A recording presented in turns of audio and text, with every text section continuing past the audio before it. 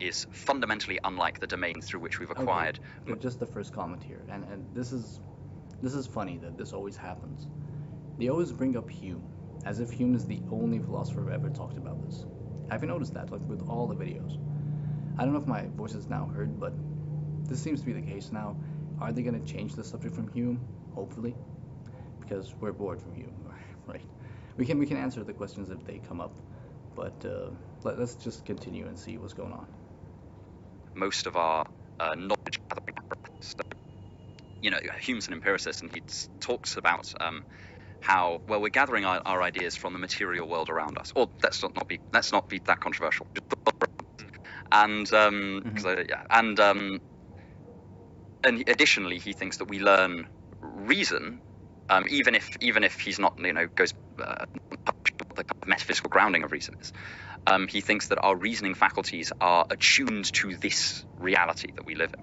And so something that he brings up, which I think is very interesting, is the notion that questions like why is there something rather than nothing are, in principle, unanswerable. Okay, so a few minutes in, and he's still on about Hume and how Hume would see this. Now, I don't know how he himself would answer it. It always happens, I guess, that they always bring up Hume, but do you believe in the philosophy of Hume? Because if you do, then we should continue, but I mean, if you don't believe in this total epistemology, so I don't know why I bring him up. Again, it's like he's the only philosopher who ever lived and talk about this question, I guess. So let's continue. And it's not that he thinks necessarily just that they are unverifiable. Like, why is there something rather than nothing? Oh, maybe there's a God, maybe there's like a Platonic ordering to the world that falls in the realm of forms. It's not so much, that's not so much his issue. That becomes an issue for a lot of like 20th century philosophers. But Hume, through his kind of skeptical method, basically raises the idea that it's just unanswerable because the tools that we've got to form beliefs and form opinions and reason aren't suited to the domain in which that question is answered. Why is there something rather than nothing? Again, it's because Hume has a particular methodology, skepticism, and empiricism. It's a particular school of thought. It's not believing in empirical evidence, it's empiricism. And he's kind of voicing that.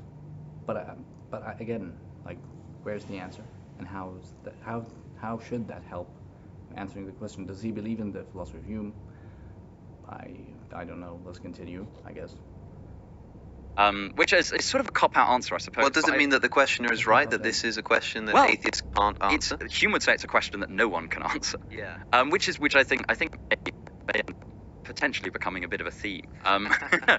Well, because and the other presupposition of the why is there something rather than nothing is that it has this kind of bent to it, which I find really interesting, because I think one of the presuppositional differences in almost temperament between a lot of atheists and a lot of theists is that I think a lot of people, I think that a lot of theistic answers appeal to this like teleological instinct we have in order to find not just... Okay, now he made a division between atheists and theists and how we think about the world, right? So this is like a general claim, a universal claim, actually. Now, of course, when we talk about science or philosophy, on both cases he should present a reason why this distinction exists. Now he's saying that theists, Muslims like us and others, we have a teleological mindset, so we tend to look for purpose, I guess. That's what he's going to say. But what I'm saying now is this division, where did it come from?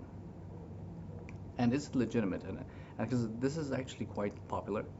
But let's continue. Again, as I told you, I haven't watched the video, just watched snippets. And it seems to be interesting, so let's check it out. I'm going to try to make this... I don't know why this square is weird. Yeah, okay. I can't. Not just explanations, and not just kind of causal explanatory theories, but reasonable ones. So if I were to drop this like, then this new tonic. This new tonic. Wave for the camera. Yeah. Yes. We're not sponsored, but maybe one day. But if I were to drop it, then there'd be two ways of of approaching explaining that. One is to say, well, the force of gravity acted on the can, and all of the muscles in my hand unclenched, and there was an electrical signal that went from my brain to the hand, and that would be a explanation, right? I can't say the word explanation like quite right. I always miss the L, but that would be a mechanistic explanation, and whereas a teleological one, in terms of reasons or purposes, one might say, kind of broadly construed, would be that I wanted to and then I did. And those two types of explanatory hypothesis often run parallel in every that the kind of or like stuff like that, or well, because now until this point he hasn't mentioned why he brought up this distinction. He gave examples of a mechanistic explanation versus a purposeful or functional explanation. Actually, that's what's called in the biology literature. It's functional versus mechanistic. But he said it's theological. Maybe it is. But I don't know why he brought it up. Right, I guess. Now, okay, and why is there a distinction? If they work in parallel in real life, why make the distinction? I think let's check it out. You know, we have this causal story that runs towards this whatever point in time the universe began at, etc., etc., etc. Why I think that a lot of the time that seems unsatisfactory, especially with this kind of teleological predisposition, is that it doesn't have this parallel sort of, well, what's the reason why it is the case? You know, there's an underlying methodological all inquiry, which is good because otherwise I don't think inquiry would be possible, that we're going to have intelligible answers to whatever questions we ask. And I think that, you know, why is there something rather than nothing is a perfectly sensible question. And I think that it tugs on this teleological instinct that we have. But that's something that I think that Hume... He says Hume again. But before that, he made the distinction between theists and atheists. Theists think theologically, atheists don't. They think in causal mechanistic explanation, as he said it. Well, actually, causal mechanism is also a particular theory of causation, but that aside, I get what he means. But then he said, well, actually, he thinks it's a reasonable question, so is he like the atheist? Is he like the theist, I guess? In that regard, he sees this question as legitimate. So, are you with us now? Okay, let's continue. But he brought up Hume again. Notice that. Hume. Raises as a possibility that our mechanisms of knowledge and sense acquisition simply aren't equipped to answer questions like this. So I think, to be honest, I think it's a bit of a cop-out. It has to be a cop-out. I mean, yeah, it's a question, like you say. Yeah. Why is there something rather than nothing? Everybody likes to ask that. Everybody likes to address that question.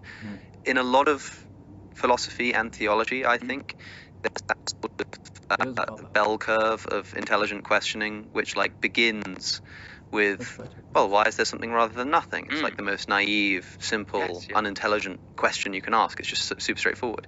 And that's the intelligence of the question. Yes, finally, done it. Raises, it's like, why is there a contingent series of cause and effect? But then you get down to the really, again, super smart, super very meaningful question, and you right back round to, why is there something rather than nothing? It's fundamental for a reason. I think that if you really reflect on the possibility of a world in which there's nothing, I mean, like a possible world, a way that this could have been, that's just empty. And there seems to be an empty possible world, and we do not. Empty possible world. Okay, before we get to that, he made a mistake. They made a big mistake, or rather, there was no segue for this particular point, I guess. Okay, there's like the simple questioning, and then this bell curve of a more complicated questioning, and then like the deeper questioning. Why is that important? It's not clear, I guess. And then he goes on to the possible worlds, and then there's a possible world where nothing exists. That's a really important point. I think I should, because it's one of the I should explain, because it's one of the very biggest misconceptions. It's one of the biggest misconceptions actually in philosophy, and people interested in philosophy always fall into that trap, and hopefully we're going to clear it out. Occupy that possible world, and Well, why? Nothing is the neutral position, and that there being something is this sort of strange insertion into that space.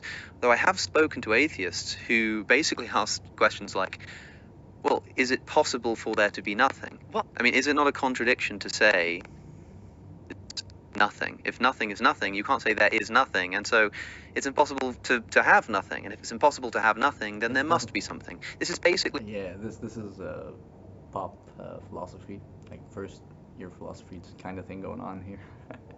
It's possible to have impossible worlds. Yeah, but that's what one of his audience asked him, but he also said it just a minute before. It's not really a problem. And he even said that you can talk about impossibility, or the possibility of impossibility, or the possibility of nothingness. You can, but yes, you cannot have it in reality. That's a very important distinction. I think it's going to be clear how we rectify this logically. The philosophy of logic in this is beautiful. Should I continue and then see where he's going to finish that thought and maybe stop him there? a way I think is the atheist's best bet in answering this question, in hypothesizing that essentially the universe is necessary.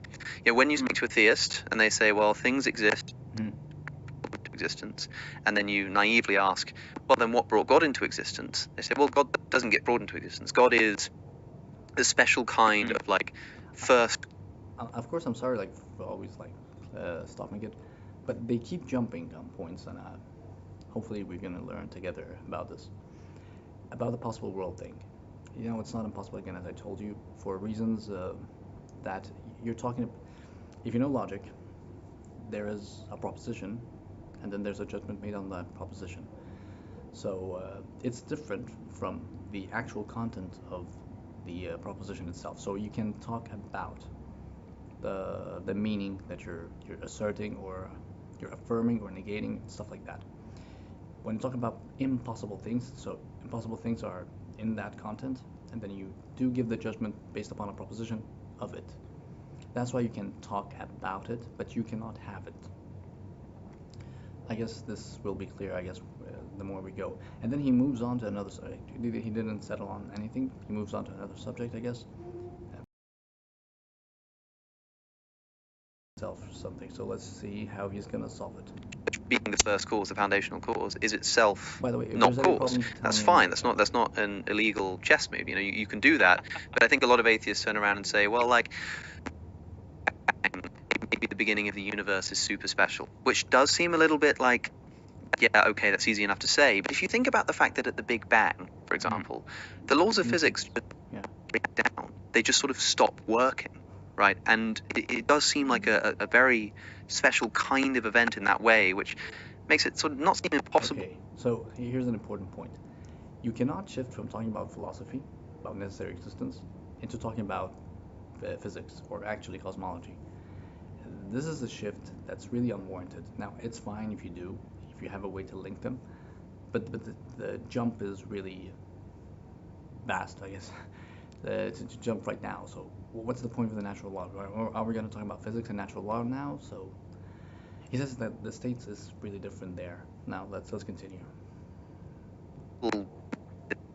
Kind of weird way in which that can be separated from things that happen within the universe that finally arises, such that maybe the universe sort of necessarily exists. I don't believe that that's true, but I think that that's basically the best option available for the atheists on this question. I think that raises a really interesting point about right.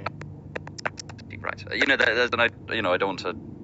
There are theological reasons why one might argue God was necessary, and I think there are decent philosophical reasons to argue why something.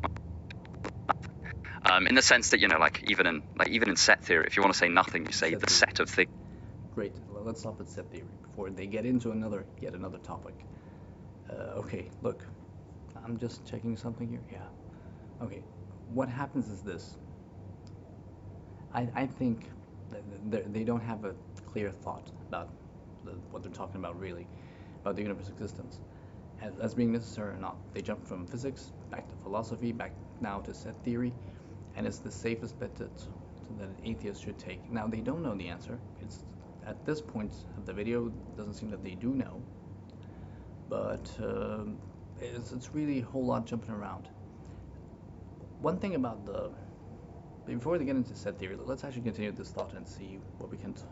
The empty set, the set of Yes. things that contain nothing. It's You're again, still describing true nothingness. I think Aristotle defined as what rocks dream of. That's very poetic. It's I'm not just like nothing, you know. It's not Lawrence Krauss, and he says that nothing isn't really nothing, and it's something. Yes, again, you can talk about nothing, but you cannot have nothing, and I made the distinction earlier. Here's the thing, though. There's a rich tradition in which pop philosophy thrives, right? And I think this is a language and object language, meta language and object language, and you can talk about things with different modes. That's why you can have different. Okay, let's continue. I guess I don't want to rant.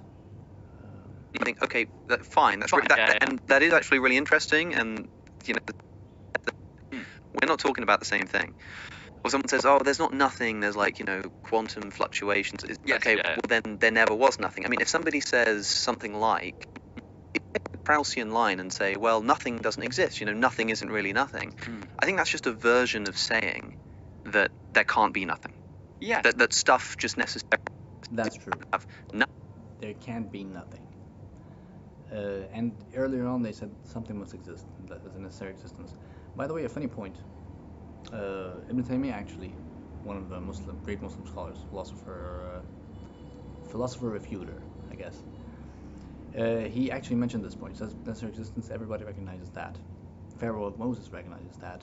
Avicenna recognizes that. Nobody denies necessary existence, but it's always the arguments you use for proving that necessary existence, really. So people always baffle them, and you're gonna see. Actually, I think where the problem is, I can see it, and I can tell you hopefully how to solve this. And it's always from this point. Maybe we'll end with the solution. That is another kind of stuff exists necessarily kind of argument. Yes, I mean it is kind of difficult. You can really tie yourself in knots defining nothing. Because like I remember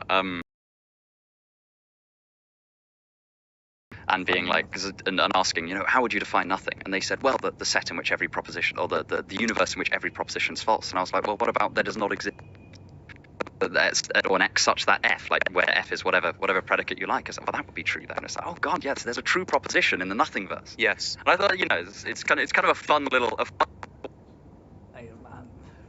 At some point, you get bored with pop philosophy again. You can talk about nothing, guys. Nothing is just a cognitive action of concepts, rearranging concepts. That's it. There's no such thing as nothingness. You can talk about it till the cows come home, right? You can talk about impossibility, you can talk about contradiction, you can talk about a whole lot of things that are impossible, and yet they don't have existence or subsistence in some philosophies. But there's no problem there, and I will give you the solution again, as I said, but again, there's no problem. This is just weird that this type of level of discussion is out there, even from people who are smart. They're smart, and I think this is a very good discussion. I haven't seen the video, but it's very good in the sense it's not too pop philosophy wise, right? It's a bit more level-headed, but it's still got these elements. Let's try to solve it together when the time comes for that. It's been going on for a while. Someone in a comment once said to me on YouTube, true nothingness would not contain the constraining axiom that something can't come from nothing.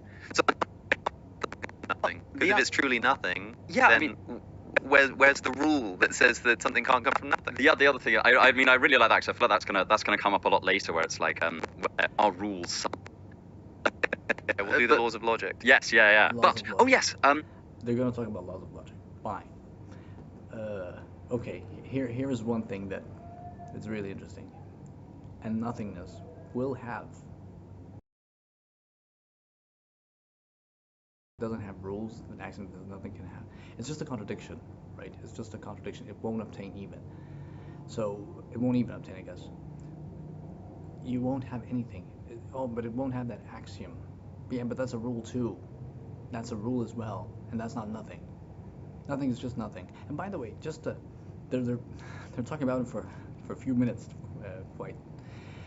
At this point, we should say what nothingness is. I guess nothingness just vary. Obviously, how we use it in our everyday terms, how we understand it, and how we work with it is just the negation. It's just the non-existence of existence. Just the negation of it. That's it. As I told you, it's just cognitive manipulation. It's just that. There's no secret to nothingness. There's no world where nothingness happens. But hey, philosophy. Let's go. The talking about possibilities, about whether there could be something rather than nothing, I think is very interesting, because it again, drawing back to this modern ideas about possible worlds, we can think a bit more in a bit more detail about, reasoning about possible worlds itself. And I think that it's one of those things that if you wanted to, you could argue that well, all of our reasoning about possibility, again, is grounded in this world, right? I can there's a camera over there, and there is no camera, and I know that's possible because of all of my experience of worlds that of rooms that don't have cameras in. There is an argument to be made that is really of, well, could there have been nothing rather than something? It is true that there could have been nothing rather than something, in the sense that it doesn't seem to imply, well, unless you ask some ancient Greek philosophers, but let's just assume that it doesn't apply a contradiction. There is the further point of, well, doesn't imply a contradiction. That may mean that it's logically possible under the rules of classical logic, as in you can form a model of it. But does that mean it's metaphysically possible? The universe could not have existed. What would it take? How do we? Okay, now that's fine. First of all, he said, let's use modal logic to try to solve this issue with possible world semantics. No, you can't. No, it's not the perfect idea in logic. Let's just put it like that. Now, it's very helpful, it's very useful, but everybody knows that you need to kind of nest it somewhere. You need to explain your metaphysics before going into your modal system that you're going to explain things through. You need to have your metaphysics set already. So you have your philosophy in the background that's going to guide your modal understanding, actually. So you need to be very clear with that. It's not as clean as classical logic, I guess. So why depend on it, and why think it's very? And by the way, it's quite relative. So it's a possible world where things relative to other things are true or false. And that sense, it's not the cleanest way to think about. This is the wrong way to think about it, I guess. That's what I'm saying. And again, as I told you, nothingness is just absence of something. That's just it's a negative definition. It doesn't happen. Nothingness is just a contradiction. Actually, you can't have nothingness really, right? Because it's just nothing. It means nothing. So you can have a possible world where nothing exists. Again, it's this fault of this modal logic. Taking it on board, just okay, let's continue. Even go about investigating the possibilities there, because normally, as I say, we're using our imagination. Can you conceive of a world that's different from ours, at the very least, right? Because let's not, if we're now something rather than nothing. I'll be gracious here, because he said we do derive our possible worlds at least from things we see, so maybe we start imagining or conceiving. First of all, in logic, again, conceivability is not the same as possibility, and I think he knows that, but I think it's just a philosophical slip of the tongue, I guess. It's not the same. And by the way, when we talk about cognition and understanding, it's not about imagination. Conceiving, people link it to imagination a lot, and that's a mistake. Like right now, I'm talking, you can hear me, but I'm not imagining anything while I'm speaking. Does it mean my words have no conceivability to it? It doesn't make any sense. Okay, so it's just a very bad instance of ambiguity. Ambiguity is prevalent here. Now let's continue. To why is there why does our universe hold the particular characteristics that it does? Like, if you can imagine a universe where, okay, it seems like it holds the same kind of question for the atheist. It depends what we mean by empty space, right? Because when No, you that's a good say point. when you say like, and by the way, I like that O'Connor here, Mr. O'Connor, I guess, is kind of struggling with this. Sorry for the. I think O'Connor is kind of struggling with this, and yes, it is. It's just nonsense. I'm sorry. It doesn't work out, and again, you're just tripping yourself into some particular philosophical stance on what modal logic is and start debating from it. You need to be clear on that. You can't just take it for granted. It's not a given. Now let's continue. and when we talk about possible worlds here, this is like a way of conceptualizing probability, right? It's like it's a way that the world could have been, or everything which is. I don't mean Earth. I mean like everything which is. And so a possible world is like a conceptual tool to think about what was possible. So there is the way that people use the language. Possible world in which your shirt is blue instead of pink. That's how people talk about it. It's not like, oh, there could be like the language that's used is, there is this possible world where everything is the same. I'll clear up this possibility thing. It's blue. And okay, so there's a possible world in which there's nothing. But then imagining there's like a big orb that exists somewhere that's just empty and black, but the Empty and black. Empty and black. still seems to kind of like exist in order to contain nothing. I mean, if it truly was nothing, like, what is that sort of possible world contain? Even like conceptually. I don't know if he's like propagated up because it's a YouTube thing, I guess, or he does actually believe it. But let's. Okay, here's the thing. Possibility. When I said it doesn't imply contradiction, when he said I'm sorry, when the Mr. in the video said doesn't imply contradiction, well, actually it does.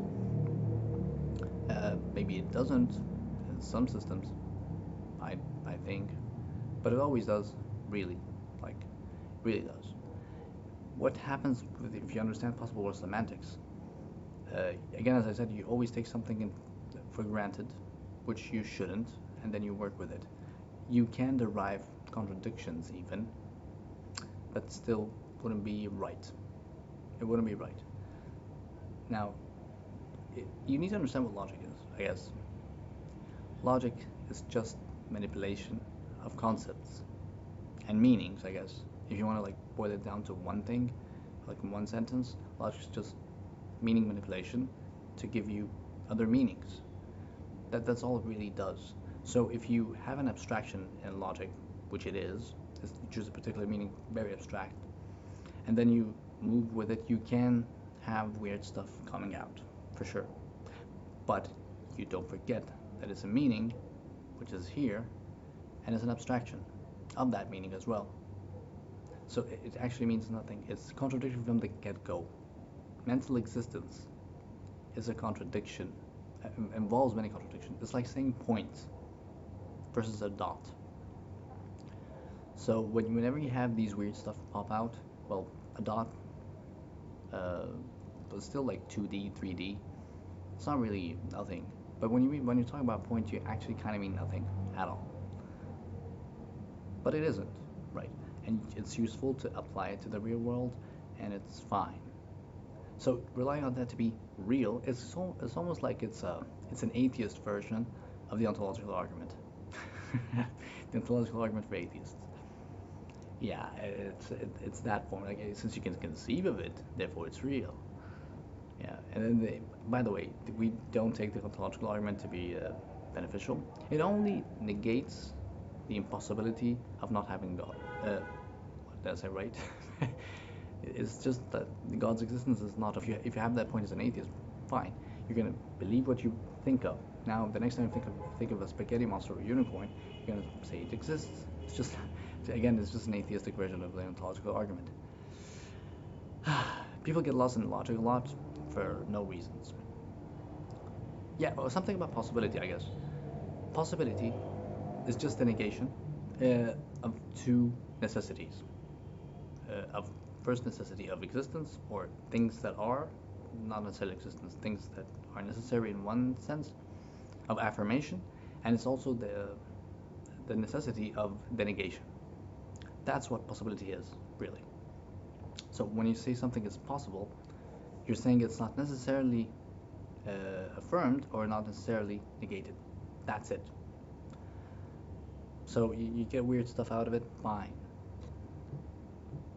If there's no abstract object, if there are no numbers, if there's like, I mean, do numbers exist in this possible world? Yeah, I suppose the closest you come to is be like they're means the empty set. Yeah, but you're still talking about a model, right? Well, yes, exactly. Yes. And so Yes.